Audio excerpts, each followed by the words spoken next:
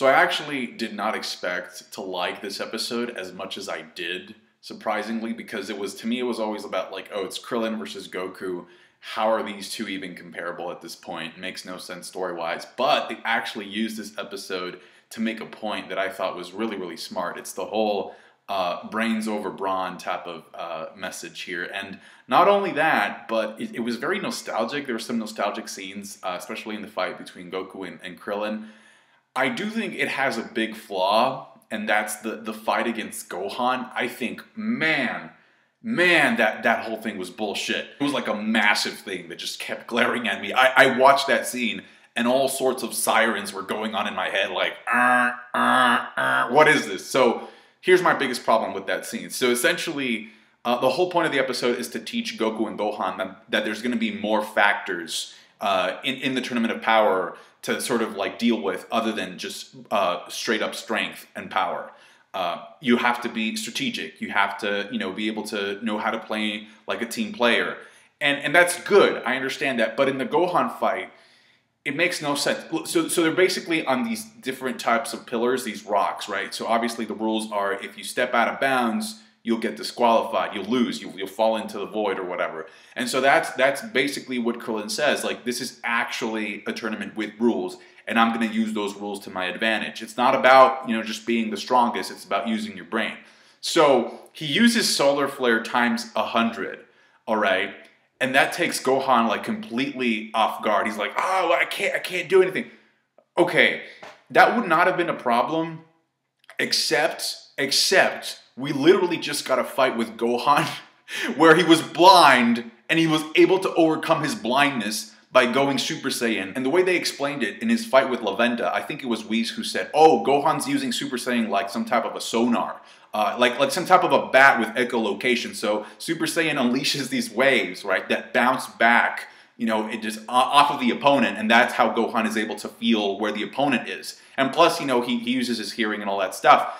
And in this episode, it's like Krillin is blinding him. He's like, oh no, I can't. Like, come on, dude. Like that was real bullshit. I mean, I'm sorry. If they wanted to use this scene to sort of showcase and frame Krillin as a valuable component, a valuable part of the Universe 7 team, they should have used some type of other technique, or maybe have him fight somebody else aside from Gohan, because it's literally like after the fight, like Gohan's like bending over. It's like, I'm sorry, like I'm so inexperienced.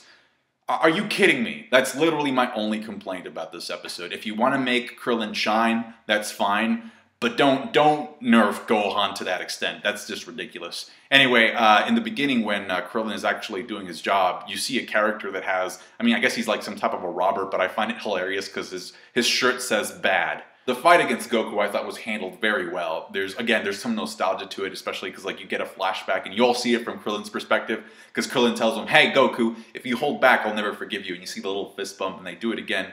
And it's just really cool. Plus the music kicks in. It's like dun dun dun dun dun dun dun dun. Just great. Starts raining. I was actually watching the live stream for this episode, and everybody, like once the fight actually started, everybody was spamming R.I.P. Krillin. And I think what's cool about this episode is that it's not necessarily about that. It's about Goku and Gohan learning a lesson so that they're better prepared to face people in the actual tournament. And Gohan and Goku even acknowledged that, this is actually a pretty good learning experience, because Goku hadn't even thought about the fact that, oh yeah, it's a battle royale. It's not just going to be 1v1s all over the place. Like, people are going to come at you from different directions. Different people are going to come at you at the same time. And that's something that I think 18 kind of helps Goku with. 18 coming in there to deflect the Kamehameha, that's not a joke. She did it just casually, just a kick, boom, there you go. It's out of the way.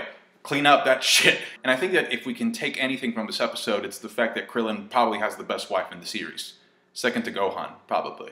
But anyway, no, Krillin was actually putting in work himself. That Kamehameha was really, it was a lot smaller than Goku's, but initially he was using the Destructo Discs, not to beat Goku, but just to get him out of the ring, out of the arena. In fact, Goku actually realizes this, and he's like, oh, you're going for an out of bounds. And he actually forces Goku to go Super Saiyan, because if he hadn't, he would have been pushed out of the platform. So that was pretty good thinking from Krillin's part. Also, by the end, it's obvious that Krillin and 18 are going to be doing a lot of combo attacks in the tournament.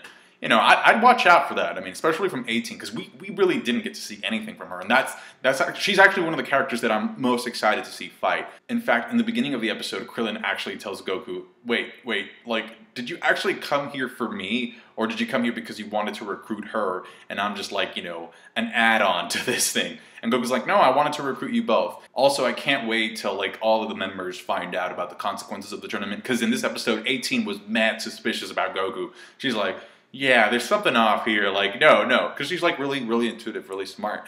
And then by the end, when Gohan and Goku learn their lesson about teamwork and about what to expect in the Tournament of Power, Goku says, Krillin, you really are my best friend. The moment he said that, I just heard Vegeta in my mind going like, and the episode ends with some 17 hype, with 18 kind of regurgitating a statement that Toriyama has actually said about what happened to 17. He became a park ranger.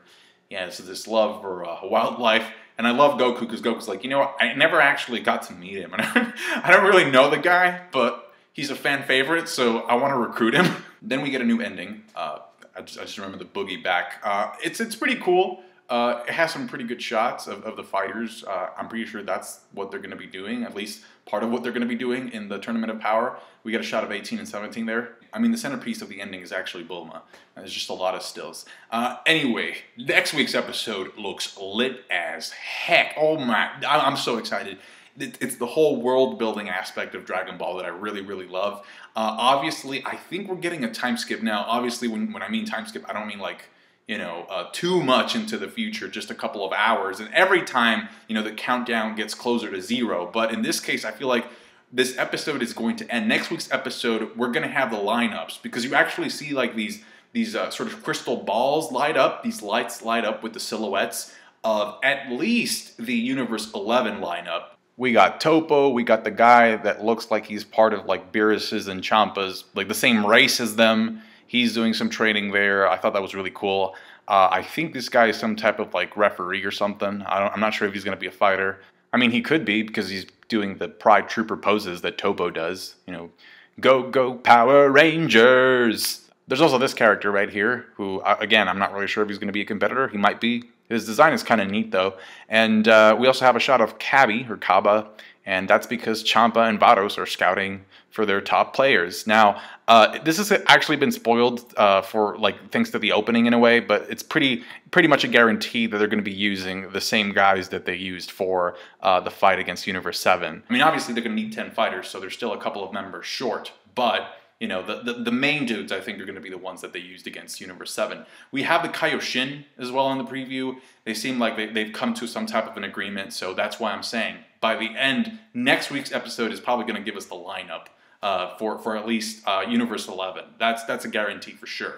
And then also we got a shot of Piccolo meditating, and it looks like Boo has actually changed forms to train with Goku a little bit. The preview ends with, oh my, the Jiren hype. He's meditating, you know, just focusing all his chakra, all his ki, you know, just looking like a boss. I can't wait to see him next week. He's meditating there, and I think it's obviously some type of very intense training, because the background is black, so I'm guessing it has to be some type of a special chamber, some type of a special, you know, zone for him to be there. Also, if it weren't that important, then he would just be fighting, you know, he would be training with Topo and the other cat, the other Anubis-looking character. So the Jiren hype has just been building up and up and up and up. Just it's been previously established by Topo. He's like, you know, I don't know if I would be able to take you, Goku, but I know my friend Jiren would. So again, just from that exhibition match, the hype is real. Got these previews here. Goku just can't shut up about him. I was like, there's this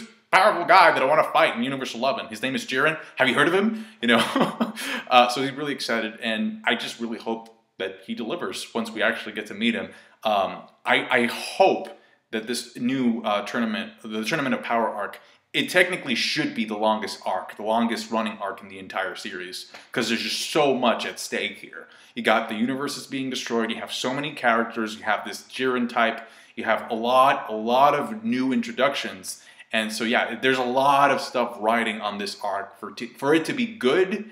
And, you know, it's not necessarily that something long is good, but there's just a lot of material here that needs to be dealt with. You had this entire episode to build up not 17, but like 18 and Krillin. So they better do something. I mean, these combo attacks better be worth something once the tournament actually starts. And I hope, I'm pretty sure that they will be. But anyway, that's it for me. Again, I thought it was a pretty good episode. Actually, a great episode, with the exception of the Gohan bullshit. Again, I have to call it out. But other than that, I thought everything was fine. Thank you so much for watching. Like the video if you did. Subscribe to my channel if you haven't. I do DBS reviews every Saturday night. Catch you guys later. Thank you. Oh, and thanks for all the birthday wishes that I got. Thanks.